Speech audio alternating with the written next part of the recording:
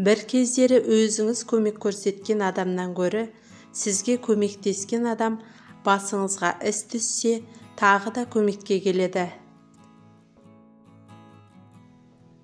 Өзгеге жасаған жақсылығыңыз, өзіңізге жасаған жақсылығыңыз. Адамдар тамақ дайындауды үйренгеннен бастап, табиғат құбылысына бағынбай, одан 2 есе көп тамақтануды шығарды. Сені өзіңнен басқа кім көбірек алдады?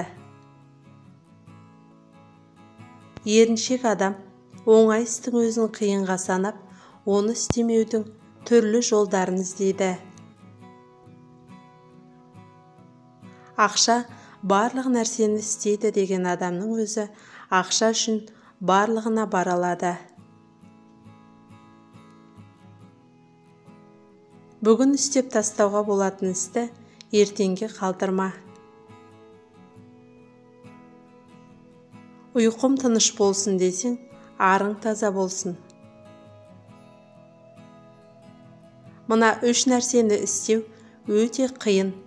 Болатты сындыру, алмазды ұсақтарға бөлшектеу және өзіңді түсіну. Тыйым салынған нәрсемен айналыссаң, өзіңе ұнамайтын нәрсені естуге дайын бол. Керекті кезде айтқан ақылыңды тыңдамаған адамға көмектесуге болмайды.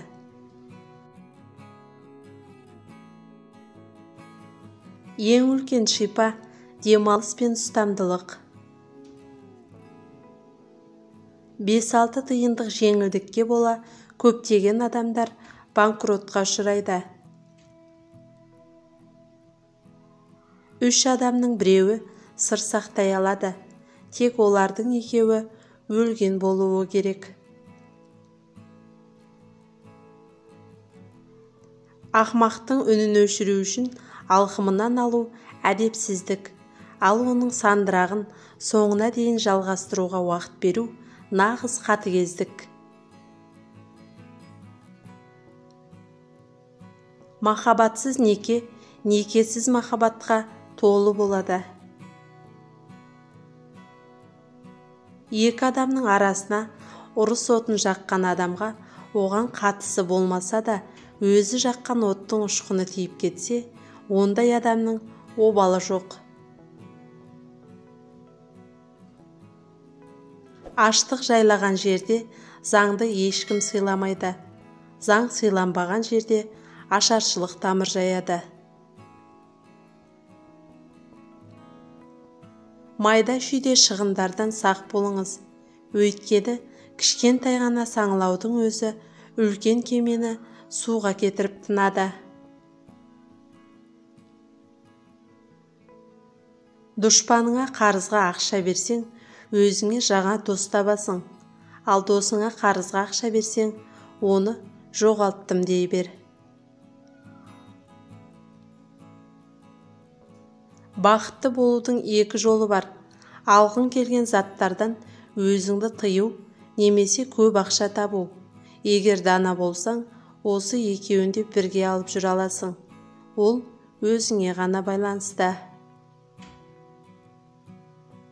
Біліңіз, білімге құйылған қаражат өзіңізге 2 есе көп болып оралады. Қонақта балық секілді 3 күннен кейін иісі шыға бастайды. Қызды сынап көргің келсе, оны құрбыларының көзінше мақтап көр. Соғыс дегеніміз биліктің сен үшін кімнің жаман екенін таңдап беруі, ал революция дегеніміз оның бәрін өзіңнің шешуің. Бірге өмір сүруге тура келетін адаммен ұрсыса беру нағыз ақмақтық. Өткенді қайтарудың ең жақсы тәсілі басыңнан өткеннің бәрін қайта көз алдыңа елестету. Не адам қызығып оқитын кітап жазыңыз, немесе кітап жазуға арқау боларлықтай өмір сүріңіз.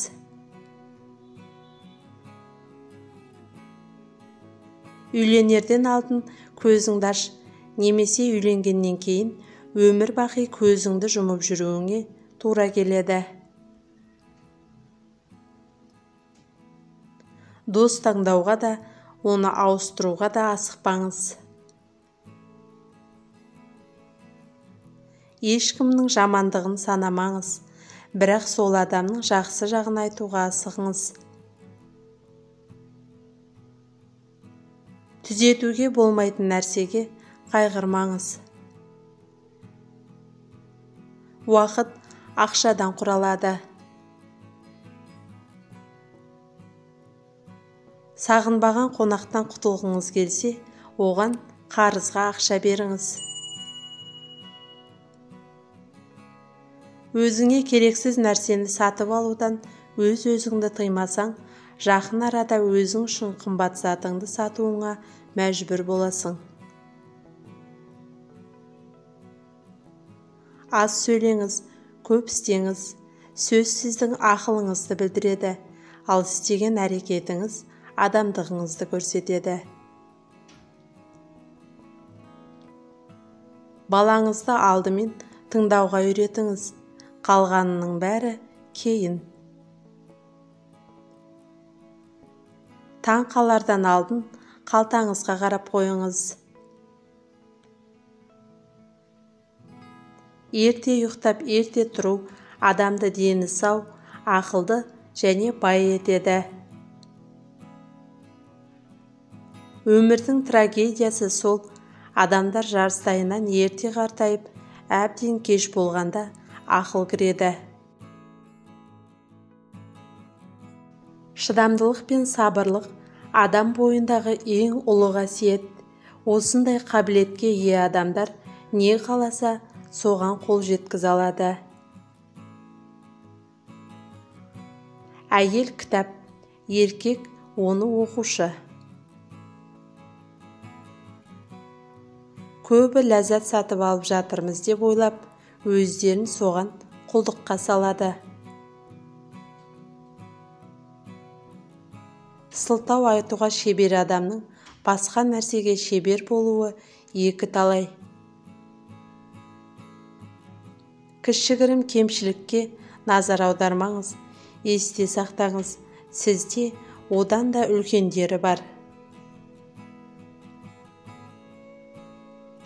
Дарыныңызды жасырмаңыз, олар сізге пайдалану үшін берілген.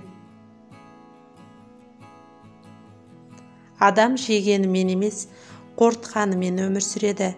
Бұл денеге де, ақылға да тиісті нәрсе.